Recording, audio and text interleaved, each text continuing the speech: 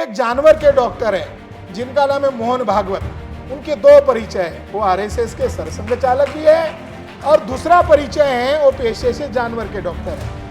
वो बार बार बयान देते हैं कि हिंदू और मुसलमान का डीएनए एक है।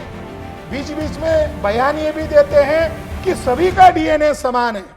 ब्राह्मण भारतीय नहीं है बल्कि वो विदेशी है, घुसपैठी है, आक्रांता है। ये जो भागवत के जाति के लोग हैं, ब्राह्मण जिनको आजकल कहते हैं, इनके जातियों का भाईबंद जिस देश में रहते हैं उस देश का नाम वेस्ट यूरेशिया है।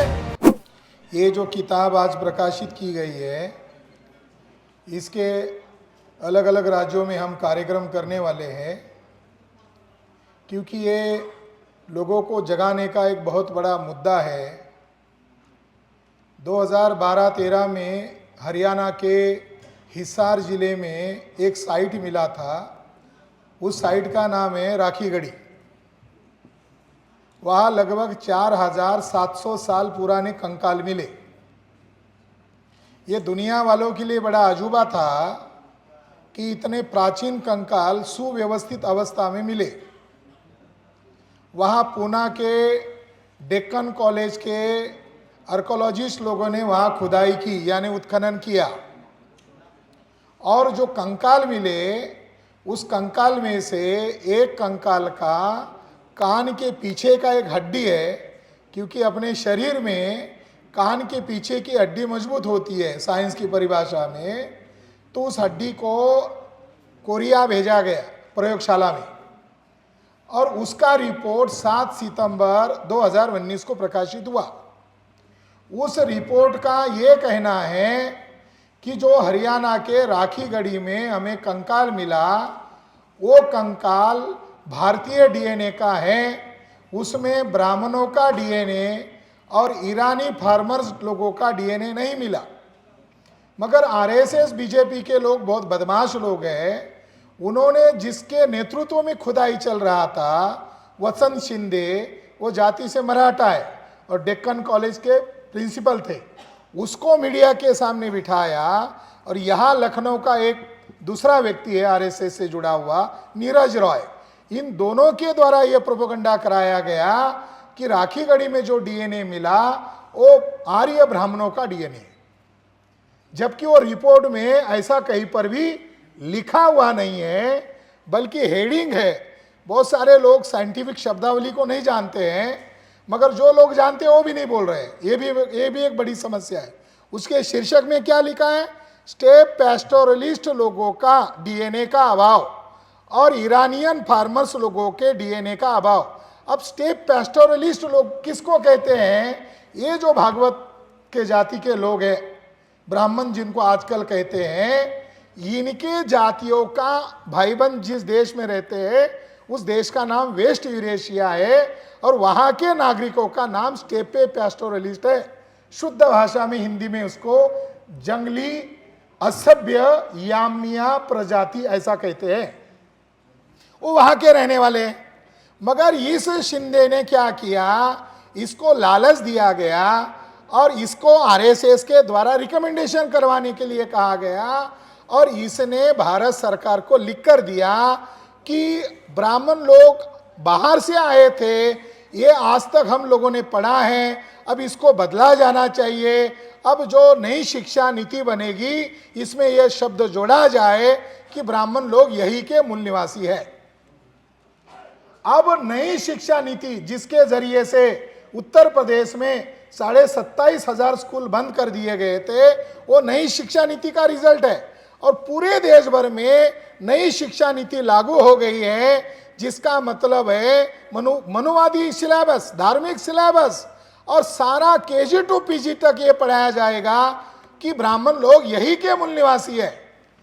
यहाँ बीएचयू में एक प्रोफेसर है, प्रोफेसर ज्ञानेश्वर चौबे, उसके द्वारा 2019 में एक भ्रमित करने वाला बयान आया कि संथाल और कुछ जातियां, गौंड, ये आदिवासी जमात के कुछ जातियां विदेशी है।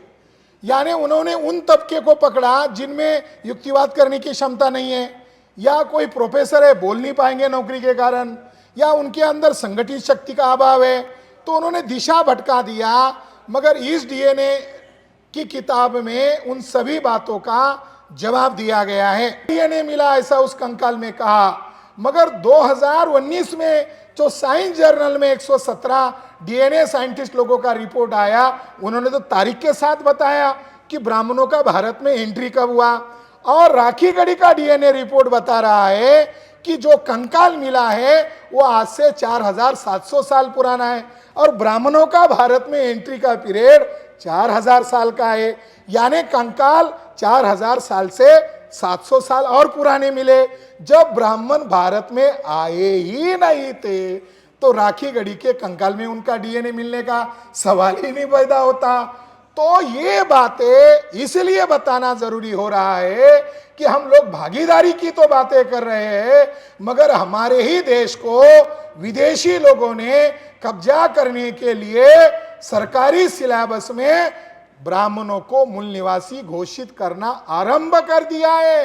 ये बहुत बड़ी चुनौती वाला मामला हमारे सामने खड़ा हो गया है। ये आक्रांता और विदेशी लोगों के द्वारा बहुत बड़ी साजिश की जा रही है। एक बड़े विद्वान हैं जिनका नाम है रीच डेविड, इससे ब्राह्मण लोग बहुत डरते हैं। इन्होंने एक बात 2009 की बात है, इनके मित्र थे निक पैटरसन और रीच डेविड। इन्होंने इन यामनिया लोगों पर बहुत बड़ा रिसर्च किया है, और एक शुक्र की बात है कि उन्होंने एक इंटरनली बात डिस्क्लोज कर दी एक साइंस के ऊपर लिखी हुई किताब में। कोई हमारे बहुजन लोगों को वो किताब मालूम नहीं है, पढ़ना चाहिए। उस किताब का नाम है who we are and how got here. उन्होंने उस किताब में इस बात का जिक्र किया कि हैदराबाद में भारत के साइंटिस्ट लोगों के साथ हमारी मीटिंग तय हुई थी। मैं और मेरे मित्र निक पैटरसन उनके साथ डायलॉग कर रहे थे। वो भारत के अंदर के जो ब्राह्मण साइंटिस्ट थे वो हम पर गुस्सा कर रहे थे। हमने हमारे रिसर्च का प्राथमिक रिपोर्ट उनके सामने पेश किया। उन्होंने कहा ये आपकी बातें हमको मालूम है। उन्होंने कहा आपको क्या मालूम है? तो भारत के साइंटिस्ट लोगों ने कहा कि आप लोग हम ब्राह्मण लोगों को वेस्ट यूरेशियन कह रहे हैं। अगर इस संशोधन को हम भारतीय इंडियन लोग अगर मान्यता दे देंगे तो भारत में खूनी खेल हो सकता है, भारत में राजनीतिक भूचाल आ सकता है। इसलिए हम आपको कहना चाहते हैं कि इस रिसर्च को आप खत्म कर दो। तो रीच डेविड ने यह बात सबूत के आधार पर बता दिया कि भारत में जो साइंटिस्ट लोग हैं वो ज्यादातर ब्राह्मण प्रजाति के होने के कारण उन्होंने ये जो डीएनए के आधार पर ब्राह्मण भारतीय नहीं है बल्कि वो विदेशी है, घुसपैठी है, आक्रांता है, ये बात भारतीय समाज को पता न चले इसके लिए हमारे ऊपर दबाव डाला। मगर ये बात उन्होंने दुनिया के पटल पर रख दी। अब ये बात वर्तमान में समझने की जरूरत है कि एक जानवर के डॉक्टर है जिनका नाम है मोहन भागवत। उनके दो परिचय है, वो आरएसएस के सरसंघ चालक भी है और दूसरा परिचय है वो पेशे से जानवर के डॉक्टर है। वो बार बार बयान देते हैं कि हिंदू और मुसलमान का डीएनए एक है। बीच बीच में बयान ये भी देते हैं कि सभी का डीएनए समान है। तो फिर वर्ण व्यवस्था क्यों बनाई? अगर सभी का डीएनए समान है तो वर्ण व्यवस्था क्यों बनाई? और वर्ण व्यवस्था में बेनिफिशियरी ब्राह्मण को ही क्यों रखा? जाति व्यवस्था क्यों बनाई और बेनिफिशियरी में ब्राह्मण ही क्यों बेनिफिशियट ले रहा है? जाति व्यवस्था का, छुआछूत का, आदिवासियों के अलगीकरण का, महिलाओं की दास्ता का। 11 करोड़ लोग घुमंतु जनजाति के नाम से रहते हैं जिनके पास ना राशन कार्ड है ना उनके पास नागरिकता सिद्ध करने के लिए एक रिकॉर्ड भी नहीं होता है। तो साथियों, हमारी गुलामी की वजह डीएनए रिपोर्ट से पता चल गया है कि हमारी गुलामी की वजह यह है कि हम 6500 जातियों के टुकड़े में बांटे गए लोग हैं। अगर कुशवाहा इकट्ठा होता है तो कुशवाहा उसको नेता मानता है, यादव इकट्ठा होता है तो यादव उसके पीछे लगता है, मायावती नेता बन जाती है तो शेड्यूल कास्ट की एक बिरादरी उसके पीछे लगना जाता है। मगर डीएनए की बात अगर समाज में आम हो जाए, क्योंकि ये सही राष्ट्रवाद है, ये राष्ट्र हमारा है, ये मिट्टी हमारी है, मगर हमारे राष्ट्र पर, हमारी लोकतांत्रिक व्यवस्था पर 3.5% लोगों का कब्जा है। ये बहुत बड़ा राष्ट्रद्रोह है। 3.5% लोग जिनकी आबादी केवल मात्र 3.5% है और मान्यवर कांशीराम साहब लास्ट लाइफ में उन्होंने खुलकर ये कई भाषणों में कहा कि ब्राह्मण लोग विदेशी हैं। नेहरू ने भी डिस्कवरी ऑफ इंडिया में कहा कि हम लोग विदेशी हैं। मगर आज जिनके वो जो उनका संगठन चला रहे वो तुष्टीकरण में लगे हुए हैं। मायावती जी ब्राह्मणों के तुष्टीकरण में लगी हुई है, अखिलेश यादव ब्राह्मणों के तुष्टीकरण में लगे हुए हैं। तो ब्राह्मणों का तुष्टीकरण होगा तो बहुजनों की पिटाई होगी, बहुजनों का शोषण होगा। वो अल्पसंख्य लोग हैं और हम बहुसंख्य लोग हैं, तो बहुसंख्य लोगों को जगाने की जरूरत है और इस राष्ट्र को बचाने की जरूरत है। इस मौके पर मैं ज्यादा कुछ न कहते हुए केवल एक प्रिसाइडली मैसेज दे रहा हूं, मगर मेरी योजना है कि भारत के अलग अलग सूबे में हम इसके ऊपर चर्चा करेंगे और ये बड़ा चुनौती वाला काम है और ये साइंटिफिक है, इससे हमें डर नहीं है। ये कार्य भले ही चुनौती वाला है मगर इससे हमें डर नहीं है। दुनिया वालों को पता चल गया कि 3.5% लोग विदेशी है। अब हमारी आबादी 97% है, 85% नहीं है। अब हमारी आबादी 97% है, तो 3.5% वाले लोगों का राज इस देश के लिए बहुत खतरा होने वाला है। और जिन लोगों के जरिए से इस विषय पर चर्चा नहीं की जा रही है, मगर सिलेबस में उल्टा लिखा जा रहा है, सिलेबस में ब्राह्मणों को मूल निवासी बताया जा रहा है, यह बहुत बड़ी नाइंसाफी है, यह बहुत बड़ा अपमान है।